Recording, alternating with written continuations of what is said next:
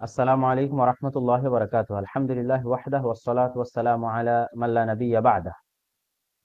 প্রশংসা আল্লাহ সুবহানাহু ওয়া তাআলার জন্য, শান্তি অবতীর্ণ হোক মুহাম্মদ সাল্লাল্লাহু আলাইহি ওয়াসাল্লামের প্রতি।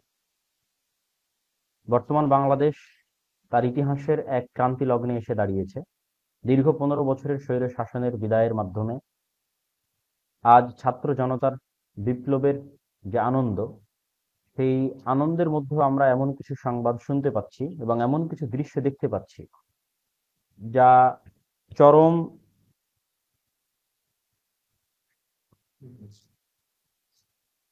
এমন কিছু দৃশ্য আমরা দেখতে পাচ্ছি এবং শুনতে পাচ্ছি যা চরম হৃদয় বিদারক এবং কষ্টদায়ক।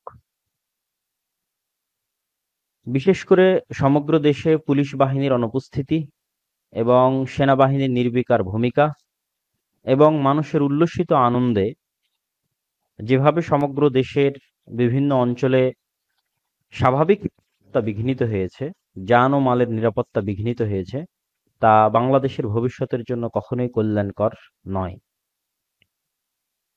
আমি সকলকে, যারা আমার এই লাইভটি দেখছেন, দেশের প্রত্যেক মানুষকে, যারা বাংলাদেশকে ভালোবাসেন, প্রিয় দেশবাসীকে আমি উদাত্ত আহ্বান জানাতে চাই যে আমাদের নবী মুহাম্মদ সাল্লাল্লাহু আলাইহি ওয়াসাল্লাম তার চরম শত্রুদের প্রতিও ক্ষমা প্রদর্শন করেছেন।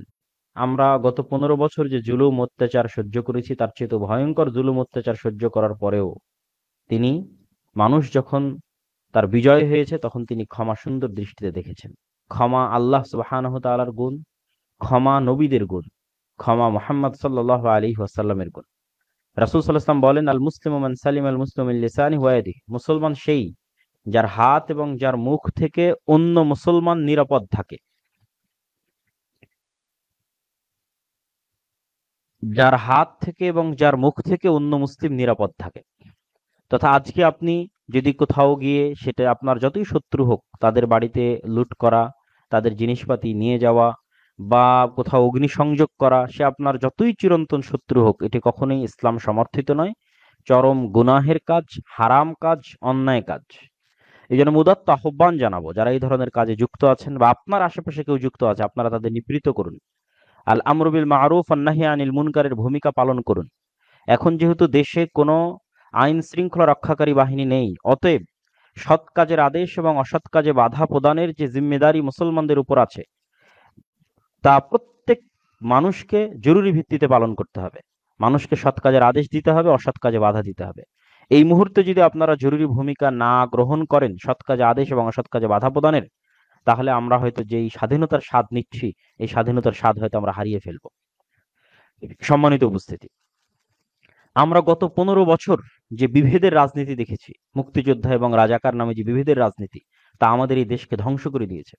অভাবনীয় ক্ষতি এবং অপূরণীয় ক্ষতি করে দিয়েছে। আমরা আর বিভেদের রাজনীতি দেখতে চাই না। অতএব উদাত্ত আহ্বান জানাবো, যারা বিজয়ী হয়েছেন, যারা আনন্দিত হয়েছেন, যারা উল্লসিত হয়েছেন, যারা গত 15 বছর মাজলুম হয়েছেন, তারা আল্লাহর সন্তুষ্টি অর্জনের জন্য ধৈর্য ধারণ করুন। বিভেদ করে প্রতিপক্ষের প্রতি প্রতিশোধ পরায়ণ হয়েন না। ইসলামের সবচেয়ে ভয়ঙ্কর এবং সবচেয়ে কঠিন হচ্ছে মানুষের জান এবং মাল। আপনার সকল গুনাহ ক্ষমা হয়ে যাবে, কিন্তু এই জান এবং মালের গুনাহ কিন্তু ক্ষমা হবে না। আল্লাহ সুবহানাহু ওয়া তাআলা অতি ন্যায়পরায়ণ, তিনি এটার বিচার করবেনই করবেন। অতএব এটা থেকে সর্বোচ্চ সতর্কতা অবলম্বন করুন। যারা এই দেশকে ভালোবাসেন, আমাদেরকে ভালোবাসেন, তারা আজ সৎ কাজের আদেশ এবং অসৎ কাজের ভূমিকা অবতীর্ণ হন। আপনার নিকটবর্তী যারাই এই ধরনের কাজে লিপ্ত হচ্ছে, তাদেরকে বাধা প্রদান করেন, তাদেরকে সৎ কাজের আদেশ দেন, অসৎ কাজে বাধা দেন।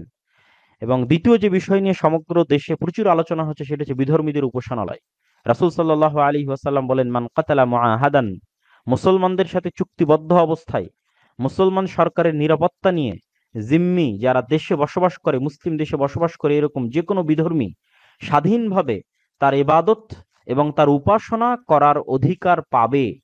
কেউ যদি কোনো মুসলিম রাষ্ট্রে বসবাসরত কোনো চুক্তিবদ্ধ কোন জিম্মি অমুসলিমকে হত্যা করে, রাসূল সাল্লাল্লাহু আলাইহি ওয়াসাল্লাম বলেছেন, সে কখনোই জান্নাতের গন্ধ পর্যন্ত পাবে না। কি ভয়ঙ্কর, কি ভয়াবহ কথা! অতএব আমরা যদি মুসলিম হয়ে থাকি, আমরা যদি রাসূল সাল্লাল্লাহু আলাইহি ওয়াসাল্লামের প্রতি বিশ্বাস করে থাকি, পরকাল দিবসের প্রতি বিশ্বাস করে থাকি, তাহলে কোশ্চিন কালে আমরা কোনো মন্দিরে আঘাত করতে পারি না, কোনো হিন্দু বিধর্মী ভাইয়ের প্রতি আঘাত করতে পারি না। বরং এখানেও আপনাদের সৎ কাজের আদেশ এবং অসৎ কাজের ভূমিকা গ্রহণ করতে হবে। নিকটস্থ যে কোনো বিধর্মীদের উপাসনালয় সংরক্ষণের ব্যবস্থা করতে হবে। এবং আমরা নিজেরাও ইতিমধ্যে উদ্যোগ নিয়েছি। আমাদের প্রতিষ্ঠানের পক্ষ থেকে আমাদের যে ৩০০-র অধিক মসজিদ রয়েছে বা ৪-এর অধিক প্রতিষ্ঠান রয়েছে, সেগুলো থেকে আমরা দিক নির্দেশনা দিয়ে দিয়েছি, এবং যারা এই মুহূর্তে আমাদের লাইভ দেখছেন এবং যারা এই দেশকে ভালোবাসেন, বাংলাদেশকে ভালোবাসেন, তাদের উদাত্ত আহ্বান থাকবে এই ক্রান্তি লগ্নে, দেশের এই যে শান্তি এবং শৃঙ্খলা ভেঙে পড়েছে, এই ক্রান্তি লগ্নে আপনারা নিজ নিজ দায়িত্বে নিজের পার্শ্ববর্তী অঞ্চলে সৎ কাজের আদেশ এবং অসৎ কাজে বাধা দেওয়ার উদ্যোগ গ্রহণ করুন এবং এই দেশকে রক্ষা করুন। তৃতীয় যে বিষয়টি আমি আপনাদের কাছে তুলে ধরতে চাচ্ছি সেটি হচ্ছে, ইসলামের দৃষ্টিতে ১ সেকেন্ডের জন্য নেতাবিহীন থাকা জায়েজ নয়। ১ সেকেন্ডের জন্য নেতাবিহীন থাকা ইসলামের দৃষ্টিতে হারাম। আমরা এখন ইতিমধ্যেই ২৪ ঘন্টার কাছাকাছি পার করে ফেলেছি, এই রাষ্ট্রের কোনো অভিভাবক এবং এই রাষ্ট্রের কোনো নেতা নেই। অতএব জরুরি ভিত্তিতে আমাদের ছাত্র ভাইয়েরা যে ব্যক্তিকেই তাদের নেতা হিসেবে ঘোষণা করুক না কেন, এই দেশের নেতা হিসেবে ঘোষণা করুক না কেন, আপাতত জরুরি ভিত্তিতে সেই দেশের শান্তি এবং শৃঙ্খলা রক্ষার জন্য, মানুষের জান এবং মালের হেফাজতের জন্য, আমাদের যদি তার সাথে ব্যক্তিগত কোনো সমস্যাও থেকে থাকে, ধর্মীয় কোনো সমস্যাও থেকে থাকে, তবে বৃহত্তর স্বার্থে, দেশ ও জাতির বৃহত্তর স্বার্থে জান ও মালের হেফাজতে আপাতত সেটি মেনে নেওয়াকে এবং তার প্রতি আনুগত্য প্রদর্শনকে সেনাবাহিনীর প্রতি, দেশের সেনাবাহিনীর প্রতি, দেশের যারা সরকারি দায়িত্বশীল আছে তাদের প্রতি এবং সাধারণ জনগণের প্রতি আমি উদাত্ত আহ্বান জানাচ্ছি। বিপ্লবী ছাত্র জনতা যারা আন্দোলনকে সফল করেছে, তারা যাকেই এই দেশের অস্থায়ী দায়িত্ব দেওয়ার প্রয়োজন মনে করছে, তার প্রতি দেশের সেনাবাহিনী এবং সাধারণ জনগণের অতি দ্রুত আনুগত্য প্রদর্শনের জন্য আমি উদাত্ত আহ্বান জানাচ্ছি। আজকের দিনের মধ্যে এই আনুগত্য প্রদর্শন যদি না হয়, তাহলে এই দেশের স্বাধীনতা, আমরা যে স্বাধীনতার উল্লাস করছি, এই স্বাধীনতা হয়তো আমরা যে কোনো মুহূর্তে হারিয়ে ফেলতে পারি। ইসলামের দৃষ্টিতে নেতাবিহীন, রাষ্ট্রীয় নেতাবিহীন ১ সেকেন্ড বসবাস হারাম এবং এই মৃত্যুকে জাহিলিয়াতের মৃত্যু বলা হয়েছে। অতএব জরুরি ভিত্তিতে আমাদের ছাত্র ভাইদের এবং ছাত্র জনতার এই সহযোগিতা করতে হবে আমাদেরকে, ইনশাল্লাহ। এবং আমি এখানে আরেকটি বিষয় তুলে ধরতে চাই, আমরা গত ৫০ বছর পারিবারিক লেজুড় বৃত্তির রাজনীতি দেখেছি এই দেশে, দালালির রাজনীতি দেখেছি এই দেশে। আমরা ফ্রেশ ব্লাডকে সুযোগ দিতে চাই। আমি দেশের মানুষের প্রতি উদাত্ত আহ্বান জানাবো, যেই ছাত্র জনতা আমাদের এই বিপ্লবকে, আন্দোলনকে সাকসেসফুল করেছে, স্বৈরাচারী শাসন থেকে আমাদেরকে মুক্তি দিয়েছে, আমরা এই ফ্রেশ তরুণ ছাত্র ব্লাডকে সুযোগ দিই একবার দেশ পরিচালনার জন্য এবং দেশের দেখাশোনার জন্য, দেশের দায়িত্ব পালনের জন্য। এই আহ্বানটুকু আমি অবশ্যই রাখবো দেশের মানুষের প্রতি, যে তরুণ এবং ফ্রেশ ব্লাডকে আমাদের সুযোগ দেওয়া উচিত। চতুর্থ অথবা পঞ্চমত, ছাত্র ভাইদের প্রতি, বিপ্লবী ছাত্র ভাইদের প্রতি যারা আন্দোলন সফলে নেতৃত্ব দিয়েছেন, যারা এটির সাথে সম্পৃক্ত ছিলেন, সারা বাংলাদেশের বিশ্ববিদ্যালয়, কলেজ এবং স্কুলের ছাত্র ভাইদের প্রতি আমার উদাত্ত আহ্বান থাকবে যে ১৯৭১ সালে ভারতের সহযোগিতায় দেশ স্বাধীন করে গত ৫৩ বছর যাবৎ তাদের কৃতজ্ঞতার নামের যে দাসত্বের গ্লানি আমরা বহন করেছি, কথায় কথায় যে আমরা নাকি একাই স্বাধীন হতে পারতাম না, ভারত আমাদের স্বাধীন করে দিয়েছে, এই এবং পাকিস্তান সেনাবাহিনী আমাদের কাছে আত্মসমর্পণ না করে ভারতের সেনাবাহিনীর কাছে আত্মসমর্পণ করেছে, এই যে গ্লানি গত ৫৩ বছর যাবৎ জাতি হিসেবে আমাদের বহন করতে হয়েছে, আল্লাহর শুকরিয়া আদায় করি যে এই ছাত্র জনতার যে বিপ্লব আজ বিজয়ী হয়েছে এবং স্বৈরাচারের যে পতন হয়েছে, এটি বিদেশি কোনো সহযোগিতায় সম্পূর্ণ হয়নি, ফালিল্লাহিল হামদ। এমনকি নির্বাচনের পূর্ব মুহূর্তে এই আধুনিক বিশ্বের সুপার পাওয়ারের যে সহযোগিতার মাধ্যমে এই স্বৈরাচার থেকে মুক্ত হওয়ার চেষ্টা ছিল, সেটিও তখন সফল হয়নি। ফলত আমি মনে করি যেই ছাত্র জনতা আজকে এই বিপ্লব সফল করেছে, তাদের বিদেশি কোনো শক্তির প্রতি দায়বদ্ধ এবং কৃতজ্ঞতা থাকার ন্যূনতম প্রয়োজন নাই।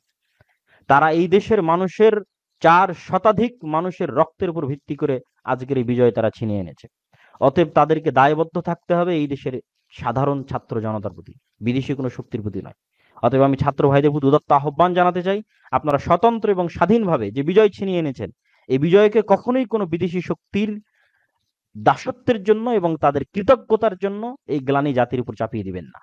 দেশের সাধারণ জনগণ জীবন দিয়েছে, ছাত্র জনতা জীবন দিয়েছে, আপনাদের আমানত হচ্ছে যতক্ষণ আপনারা এই দেশের যে কোনো পর্যায়ে দায়িত্ব পালন করবেন বা আপনাদের এই সংগ্রাম অব্যাহত থাকবে, আপনাদের এই দায়বদ্ধতা যেন শুধুই বাংলাদেশের সাধারণ ছাত্র জনতার প্রতি থাকে। পরিশেষে আমি প্রবাসী ভাইদের প্রতি উদাত্ত আহ্বান জানাতে চাই যে বাংলাদেশের যে ভয়াবহ অর্থনৈতিক অবস্থা, দেউলিয়াত্বের দ্বার প্রান্তে দাঁড়িয়ে আছে বাংলাদেশ, সেটি থেকে আপনারাই উদ্ধার করতে পারেন। যেহেতু নতুন সরকার গঠিত হতে যাচ্ছে, আশা করি অবশ্যই কল্যাণকর কিছু হবে। আপনারা অবশ্যই আপনাদের রেমিটেন্সের প্রবাহ বাড়িয়ে দিন বাংলাদেশের উদ্দেশ্যে এবং বিশেষ করে ইউরোপ এবং আমেরিকায় যে উচ্চ শিক্ষিত আমাদের যে ব্রেন ড্রেন হয়েছে, আমাদের দেশের মেধাবীরা গত 50 বছর যাবত এই দেশে মূল্যায়ন না পেয়ে ইউরোপ এবং আমেরিকায় যে পাড়ি জমিয়েছে, আমি উদাত্ত আহ্বান জানাবো নবগঠিত সরকারের প্রতি যে আপনারা এই মেধাগুলোকে মূল্যায়ন করবেন। আর আমাদের দেশ থেকে যে মেধাবী সন্তানেরা বিদেশে চলে গেছে তাদের প্রতি উদাত্ত আহ্বান জানাবো, যদি আপনারা এই দেশের জন্য কাজ করার সুযোগ পান তাহলে অবশ্যই বিদেশের উন্নত জীবন ছেড়ে দিয়ে বাংলাদেশের মাতৃভূমির প্রতি ভালোবাসার টানে এই কাজ করার সুযোগ হয়তো বারবার আসবে না। আপনারা যার যে সেক্টরে মেধা আছে সেই মেধা নিয়ে বাংলাদেশের উন্নয়নের জন্য ঝাঁপিয়ে পড়ুন এবং ঝাঁপিয়ে পড়ার নিয়ত রাখুন। আর নবগঠিত সরকারের প্রতি উদাত্ত আহ্বান জানাবো যে আপনারা লেজুর ভিত্তিক মানুষের, যেহেতু এই আন্দোলনের শুরুই হয়েছিল কোটার বিরুদ্ধে তথা যোগ্যতা এবং মেধাকে মূল্যায়ন করা, অতএব প্রবাসে যে সমস্ত গত 50 বছর যে মেধাবীরা এই দেশ থেকে পাচার হয়ে বিভিন্ন দেশে চলে গেছে, আপনারা সেই সমস্ত মেধাবীদের মূল্যায়ন করবেন কোনো প্রকার বাস বিচার ছাড়া, শুধুমাত্র মেধার ভিত্তিতে প্রবাসীদের আহ্বান জানাবেন যেন ইউরোপ এবং আমেরিকা থেকে আমাদের মেধাবী ছাত্র, মেধাবী শিক্ষক, মেধাবী গবেষক, মেধাবী টেকনিশিয়ান, মেধাবী ইঞ্জিনিয়ার সকলেই যেন এই দেশে এসে এই দেশের উন্নয়নের জন্য ঝাঁপিয়ে পড়ে এই দেশের উন্নয়নের জন্য কাজ করে। সম্মানিত উপস্থিতি, আজকের আমার এই বক্তব্যটা অতি জরুরি ভিত্তিতে কিছু দিক নির্দেশনা দেওয়ার জন্য ছিল।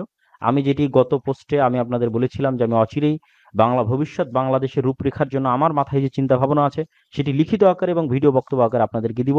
আশা করছি সেটি আজকে রাতে অথবা আগামীকাল সকাল হতে হতে ইনশাল্লাহ আপনারা প্রথমত শুরুতে আগে ভিডিও আকারে পাবেন, তারপর ইনশাল্লাহ সময় সাপেক্ষে লিখিত আকারেও আমি ভবিষ্যৎ বাংলাদেশ নিয়ে আমার যে রূপরেখা আছে সেটি পেশ করবো ইনশাআল্লাহ। তো সেই ভিডিওটি অবশ্যই দেখবেন। আর আজকে এই ইনস্ট্যান্ট সময় দেশে জাতির প্রতি যে সংক্ষিপ্ত আহ্বান জানালাম, প্রথমত প্রতিশোধ পরায়ণ না হওয়া, ক্ষমা করে দিন, অন্তর থেকে ক্ষমা করে দিন, আল্লাহর সন্তুষ্টির জন্য ক্ষমা করে দিন। দেশের রাষ্ট্রীয় সম্পদ ধ্বংস করিয়েন না, মানুষের অন্যের সম্পদ ধ্বংস করিয়েন না। কে আপনার প্রতি 15 বছর জুলুম করেছে সেটা দেখিয়েন না। আমরা 15 বছর মুক্তিযোদ্ধা রাজাকারের বিভেদ দেখে এসেছি, দয়া করে এই বিভেদ থেকে, এই রাজনীতির বিভেদ থেকে বাংলাদেশকে মুক্তি দিন। বাংলাদেশে মানুষের শান্তিপূর্ণ বসবাসের একটা পরিবেশ তৈরি করে দিন। দ্বিতীয়ত, যারা আমার বক্তব্য দেখছেন বাংলাদেশকে ভালোবাসেন, তারা আল আমরু বিল মারুফ ওয়ান নাহি আনিল মুনকারের দায়িত্ব পালন করুন। এটাই সুযোগ দায়িত্ব পালন করার। এখন দেশে আইন শৃঙ্খলা রক্ষাকারী বাহিনী, আইন শৃঙ্খলা পরিবেশ ভেঙে পড়েছে। আপনারা নিজ নিজ দায়িত্বে আপনাদের পার্শ্ববর্তী যেখানে অন্যায় হচ্ছে সেখানে প্রতিরোধ করেন এবং বিধর্মীদেরকে নিরাপত্তা প্রদান করেন। এবং আমরা উদ্যোগ নিয়েছি, আপনারা উদ্যোগ নিন। আল আমরু বিল মারুফ ওয়ান নাহি আনিল মুনকারের এই উদ্যোগে আমি আপনাদেরকে সহযোগিতা করার উদাত্ত আহ্বান জানাচ্ছি। এবং পাশাপাশি অতি দ্রুত যে সরকারি ঘোষণা হোক না কেন, ছাত্র জনতা যে সরকারের ঘোষণা দিবে তাকে আমরা পছন্দ করি অথবা না করি সেটা আমরা পরে দেখব, কিন্তু এখন আনুগত্যের প্রয়োজন। সেনাবাহিনী আনুগত্য করুক, দেশের সাধারণ জনগণ আনুগত্য করুক। পাশাপাশি ছাত্র জনতার প্রতি দত্ত আহ্বান থাকবে, আপনারা শুধু এই দেশের মানুষের রক্তের উপর ভিত্তি করে বিজয় ছিনিয়ে এনেছেন, অতএব বিদেশি কোন রাষ্ট্রের প্রতি যেন আপনাদের দায়বদ্ধতা না থাকে, আপনাদের দায়বদ্ধতা যেন শুধু এই রাষ্ট্রের জনগণের প্রতি থাকে। এই উদাত্ত আহ্বান জানিয়ে আমি আজকে আমার এই সংক্ষিপ্ত বক্তব্য এবং সংক্ষিপ্ত আলোচনা এখানেই শেষ করছি। আশা করি বাংলাদেশের ভবিষ্যৎ উজ্জ্বল হবে, আল্লাহ বাংলাদেশের স্বাধীনতাকে অক্ষুণ্ণ রাখবে, এই ভূখণ্ডে আমাদের পরবর্তী প্রজন্ম স্বাধীন হিসেবে জীবনযাপন করতে পারবে। এই আশা, এই দোয়া আল্লাহ সুবহানাহু ওয়া তাআলার দরবারে রেখে দেশবাসীর প্রতি সংক্ষিপ্ত বক্তব্য, দেশ ও জাতির প্রতি সংক্ষিপ্ত বক্তব্য শেষ করে এখানেই বিদায় নিচ্ছি। ইনশাআল্লাহ পরবর্তী ভিডিওতে অবশ্যই বাংলাদেশের ভবিষ্যৎ রূপরেখা দেখার এবং সেটি ব্যাপক হারে প্রচার করার উদাত্ত আহ্বান জানিয়ে আমার বক্তব্য এখানেই শেষ করছি। ওয়া আখিরু দাওয়ানা আনিল হামদুলিল্লাহি রাব্বিল আলামিন। আসসালামু আলাইকুম ওয়া রাহমাতুল্লাহি ওয়া বারাকাতুহু।